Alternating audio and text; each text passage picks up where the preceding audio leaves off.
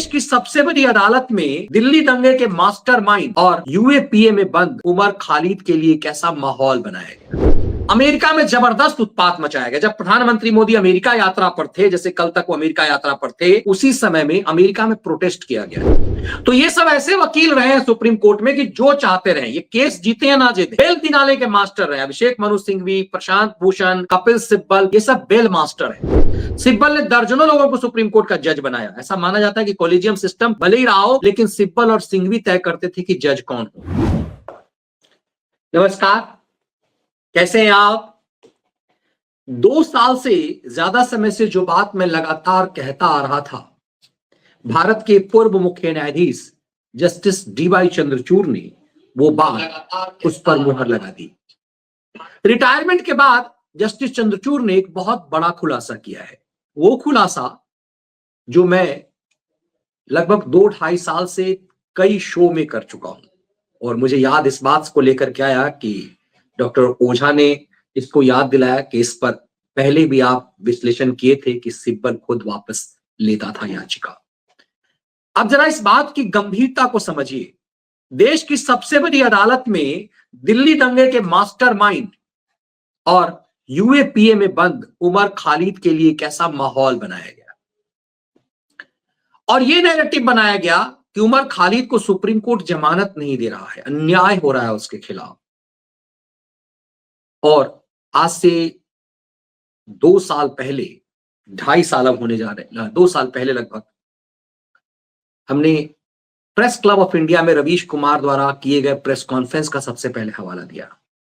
उसके बाद कई बार इसका विश्लेषण किया कि कैसे कपिल सिब्बल जैसे लोग उमर खालिद के लिए सुप्रीम कोर्ट में जमानत अर्जी दाखिल करते हैं और फिर भाग जाते हैं, उस याचिका को वापस ले लेते हैं। इस बात का खुलासा पूर्व सीजीआई डीवाई चंद्रचूड़ ने एक इंटरव्यू में बरखा दत्त को दिए इंटरव्यू में कहा। आजकल चंद्रचूड़ साहब लेफ्ट लिबरल गिरोह के सरगनाओं को खूब इंटरव्यू दे रहे हैं। बीबीसी, बरखा दत्त, इन सब के पास एक तरह से बड़े प्यारे थे।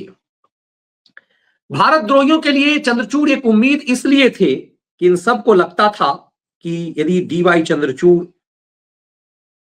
सीजीआई रहेंगे तो आने वाले समय में चंद्रचूड़ साहब इन नरेंद्र मोदी की सरकार को सुप्रीम कोर्ट से अपदस्थ कर देंगे। इन सबको लग रहा था कि इनका सपना पूरा नहीं हो रहा है। इन सबको लग रहा था कि चूंकि जनता की अदालत में फेल हो रहे हैं तो सुप्रीम कोर्ट का सहारा था। भारत द्रोहियों को सुप्रीम कोर्ट राहत दे देगा, क्योंकि डीवाई चंद्रचूड़ खुद मौजूद हैं, तो चंद्रचूड़ की वजह से भारत द्रोहियों को सुप्रीम कोर्ट से हम राहत दिलवा देंगे, मोदी विरोधियों को हम सुप्रीम कोर्ट से मौज दिलवा देंगे, और फिर कई ऐसे मामले को क्लब करके हम ये साबित कर देंगे कि नरेंद्र मोदी की सरकार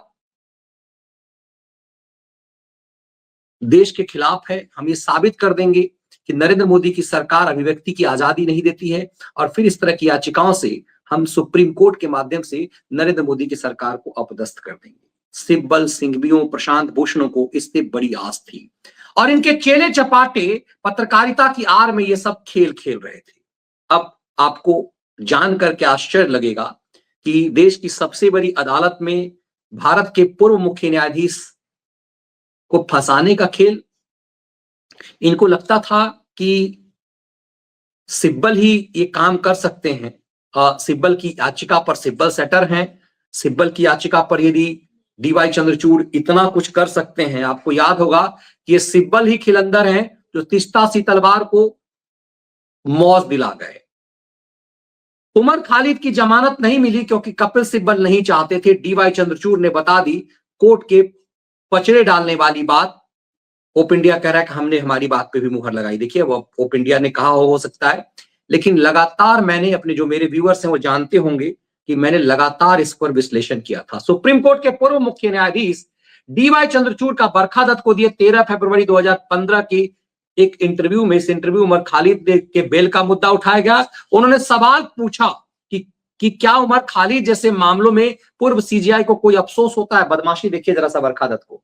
बरखा दत्त पूछती है कि क्या उमर खालिद को आपने बेल नहीं दिया, इससे आपको कोई अफसोस है? ये पूरा लेफ्ट लिबरल गिरोह का सरगना है ये बरखा दत्त।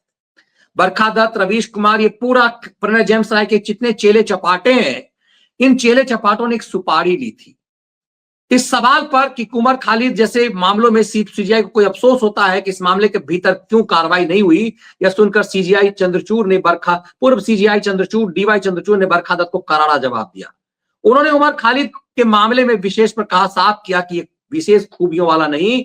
उन्होंने बताया कि उमर खालिद को जो बेल नहीं मिली इसकी वजह कोई और नहीं बल्कि उमर खालिद और उनके वकील हैं, जिन्होंने कोर्ट में बेल याचिकाएं लंबित रहने के दौरान ही कम से कम 7 बार एडजर्न कराया। आप सोचिए, 7 बारी बरखा दत्त को इंटरव्यू देने गए, आजकल जगह जगह इंटरव्यू देते घूर रहे हैं। याद दिला दें कि फरवरी 2024 में ऐसा हुआ था, उमर खालिद के बेल याचिका सुप्रीम कोर्ट की बेंच के पास पहुंची। इसके बाद कपिल सिब्बल ने इसे वापस ले लिया। हमने उसी समय इसका विश्लेषण किया था, ये कहते हुए कि परिस्थितियों में थोड़ा बदलाव हुआ है और वो ट्रायल कोर्ट के समक्ष नए सिरे से जमानत की मांग करेंगे। अब सिब्बल को लग गया कि एक बार यदि सुप्रीम कोर्ट से याचिका खारिज हो गई तो उमर खालिद को बेल नहीं मिलेगी। दरअसल सिब्बलों को लगता था कि वो तीस्ता सी तलवारों को यदि लीक से हटकर मौज दिला दे सकते हैं। तीस्ता सी तलवार पर गंभीर टिप्पणी सुप्रीम कोर्ट ने की, उसके बाद भी तीस्ता सी तलवार के जब गिरफ्तारी वारंट गुजरात हाईकोर्ट ने दाखिल किया तो गुजरात हाईकोर्ट द्वारा गिरफ्तारी वारंट जारी करने के तुरंत बाद 4 बजे शाम को सिब्बल सुप्रीम कोर्ट पहुंच गए। उस समय सुप्रीम कोर्ट बंद था, गर्मी की छुट्टी चल रही थी, शनिवार का दिन था आज की तरह ही, और उसके बावजूद सिब्बल की याचिका पर डीवाई चंद्रचूड़ ने एक स्पेशल बेंच बना दिया। रात के 8:30 बजे बेंच की सुनवाई की, 2 जजों की बेंच की बीच टकराहट हो गई। फिर तुरंत 1 घंटे के अंदर 9:30 बजे की एक नई बेंच गठित कर दी गई 3 जजों की, और फिर तीस्ता सी तलवार को मौज हो गई। सोचिए, तो ऐसे सिब्बल को लगता था कि हमारी बात तो डीवाई चंद्रचूड़ मानने को लाचार ही होंगे, तो प्रशांत भूषणों ने सबने अपना समर्पण दिया। और ये चीजें देखिए, अब इंटरेस्टिंग बात है कि ओप इंडिया लिखता है कि 2023 में पूरी लेफ्ट लॉबी ये साबित करने में जुट गई थी कि उमर खालिद की याचिका पर सुनवाई नहीं हो रही। द वायर जैसे संस्थान उमर खालिद के अब्बा का इंटरव्यू ले रहे थे। विदेशी वामपंथी आउटलेट द्वारा प्रपंच फैलाया जा रहा था कि उमर खालिद मुस्लिम होने की सजा भुगत रहा है, और देश में इसे हवा दे रहे थे वरिष्ठ वकील प्रशांत भूषण। देखिए, प्रशांत भूषणों ने इस पूरे मामले में जो है वो ट्विटर पे, इंटरनेशनल मैगजीन में, द न्यूयॉर्क टाइम्स में सब खबर छपवाने लगे। साजिश भारत के खिलाफ किस स्तर तक ये लोग गए, जरा देखिए कि न्यूयॉर्क टाइम्स में खबर छापी जाने लगी कि 4 साल से वो बेल पर है बिना ट्रायल के। अब देखिए कि भारत के खिलाफ कितनी बड़ी साजिश है। इसका बाप जो है सिमी का आतंकी रहा हुआ है, और इसे लेकर के प्रेस कॉन्फ्रेंस किया गया। अब हमने लगातार का केस को कैसे घुमाया। 31 अक्टूबर 2023 को जब उमर खालिद का मामला supreme court justice Aniruddha Bose और बेला त्रिवेदी के पास पहुंचा, उसी के बाद कपिल सिब्बल ने कार्रवाई स्थगित करने का भी सिलसिला शुरू किया। मतलब कई बार उमर खालिद की याचिका को ये लोग वापस कर लिए। सुन, मामला यहीं तक नहीं रहा। आपको याद होगा कि ये एक प्रेस कॉन्फ्रेंस करवाया गया था, और वो प्रेस कॉन्फ्रेंस में ये देखिए, आप इस सरगना को देखिए, ये रवीश कुमार है। दिल्ली में प्रेस क्लब ऑफ इंडिया में इसने एक प्रेस कॉन्फ्रेंस किया था कि 1000 दिन हो गए उमर खालिद को जमानत क्यों नहीं, है ना। प्रेस क्लब में रवीश कुमार, अरुंधति राय, प्रभात पटनायक, मनोज झा, शबनम हाशमी, सईदा हमीद सहित हजारों लोग उमर खालिद के साथ एकजुटता जाहिर करने के लिए जमा हुए। ये अपना नैरेटिव बना रहे हैं, हजारों लोग कौन सा जमा हुए। अब ये पूरा लेफ्ट लिबरल गिरोह ने माहौल बनाया, रवीश कुमार को इसमें दी सुपारी, क्योंकि रवीश कुमार का व्यूअरशिप है। अब उस समय ये यूट्यूब पे उतर चुका हुआ था, ये सरगना हो चुका हुआ था। अब इन लोगों के आप कमेंट्स बॉक्स में जाएंगे तो आपको दिख जाएगा कि इनको देखने वाले कौन है और ये किसके लिए वीडियो बनाते हैं।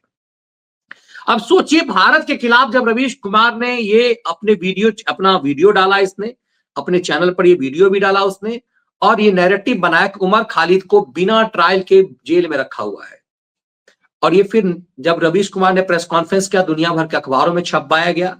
इसमें सिमी से जुड़ा हुआ जो उमर खालिद का बाप है वो था, पूरा लेफ्ट लिबरल गिरोह था, वामपंथी पार्टी के नेता थे, आरजेडी वाला संजय झा था, ये सब के सब, मनोज झा, आरजेडी वाला मनोज झा था, ये सब के सब नैरेटिव बना रहे थे उमर खालिद के लिए।